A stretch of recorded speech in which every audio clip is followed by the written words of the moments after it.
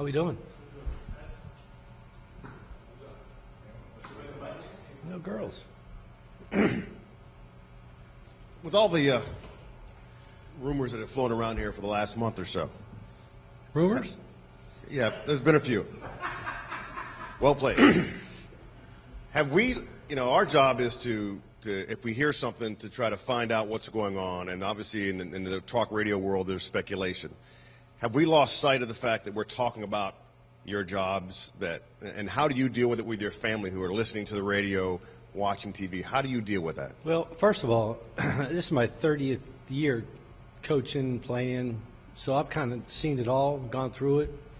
So I think it's just kind of part of the job, that comes up when you come with this kind of record that we have right now. So I don't worry about it. I truly try to focus in on the job of trying to win, play well on defense and try to win a game.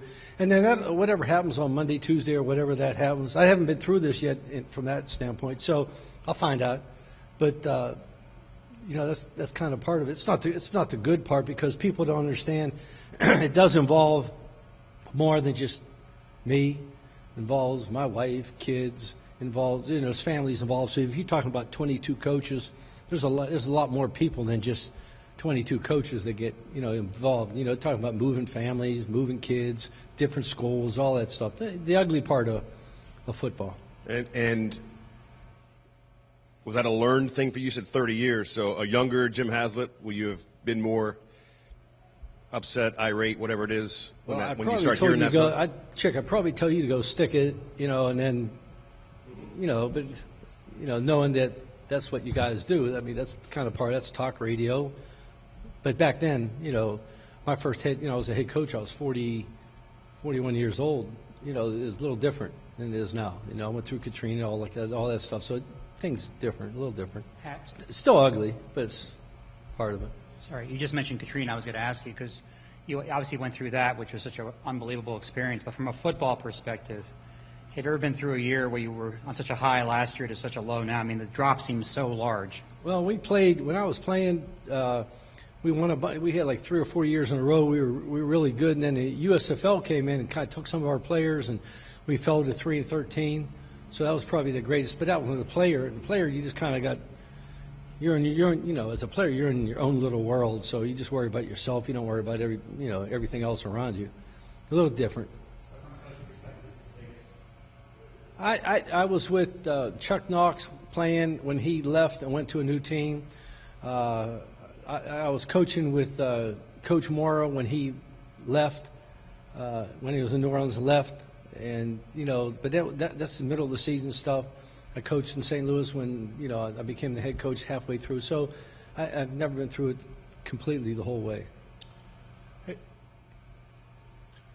You talk to people around the league about your defense, and you're always very supportive of your guys, and you always back them, and you always talk about a great job they do. But the reality of it is, you talk to people around the league, you guys, after 4 years of doing this 3-4, you don't have the types of players who can really make a 3-4 run the way you want it to run. I mean, the way it needs to run. And I'm not asking you to criticize your guys, but after 4 years here, you guys haven't been able to address it.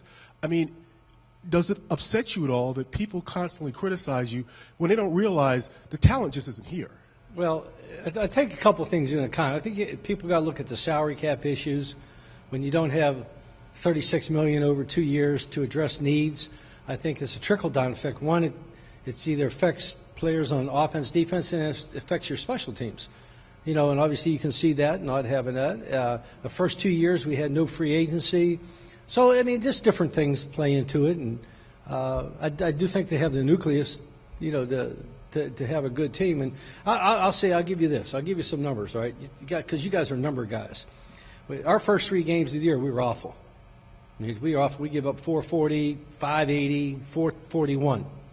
Do the last 12 games and rank us and see us where we're at, all right? Because we're about 327, which puts you about 8th in the NFL, not including the first 3. So, you can say what you want. I look at the way we've played the last 12 games, and it's been pretty good.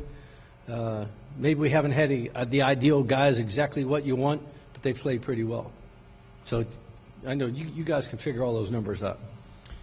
As you look back on these last 4 years, if something changes, would you say that this was a rewarding experience, a good experience, or just because the record didn't work out the way you guys all dreamed up, that you'll leave with kind of a sour taste? I'll look at the positive part. I look at it took us 3 years. We won a division championship, something they haven't done around here in 14 years. So I'll take that as a plus. Obviously, we had a high expectations this year. Didn't fall the way you want. But I think any time, especially in the division you're in, and if you can win that division and something they haven't done in 14 years, I would say that's a positive experience. I know you said you've tried to avoid thinking about it as much as possible, but I'm sure from time to time it creeps into your mind. Like right now. Right now is obviously one of those awkward times. Do you expect to be here next season? You know what? I don't make those decisions. Would I like to be here? Of course, I like being around here. I like the players. I like you guys. I like the fans. Obviously, the fans are awesome. I think it's a great organization. It's a shame that we couldn't do what we did last year and won a division, and that's the negative. But yeah, sure, I'd love to be here. I mean, you like to continue to build and get. Now you have a chance that with all the salary cap money, you can. I think you can add pieces to and have a pretty good football team. What would be some of those pieces that you feel like this defense could really use as you move forward? Well, I got one more game left, to play with the guys we got, and we're going to go out there and try to play our best. So I don't really want to do it. Maybe we'll talk about that next week or whenever. As you guys have talked about not wanting to play necessarily younger players just for the sake of a losing record and nothing to play for at this point, but you could look at a guy like Brandon Jenkins. Have you gotten a fair read on what he can do? Only like 29 snaps in the year. Have you gotten a fair evaluation of what a guy like that could do? No. You can't get a fair evaluation on a guy like that yet. Be honest with you, it takes a couple of years to learn to play that position. You're talking about a guy that's played with his hand in his dirt his whole life. And then all of a sudden you stand them up. It's not a natural thing to cover, drop, do all those type of things. I was in Pittsburgh. It took Joey Porter 3 years. It takes guys a few years to learn it. I think Brandon will be a guy that can step in and play here in another year or so. But to say that we gave him a fair evaluation this year, no, I can't say that. Regardless of the situation, how important is it for this franchise to bring back Brian Orakpo? Can this team moving forward have any chance if Orakpo is not a part of the mix? I think he's, if not the best player on the defense. I think you have to have him back no matter what.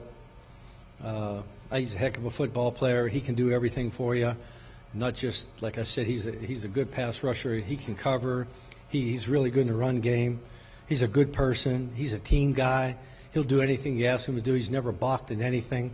Ask him to drop into coverage. You get to some of those guys, they complain about. He's not one of those guys. He just wants to win games, and I think he's great for an organization. All right. Good? Okay.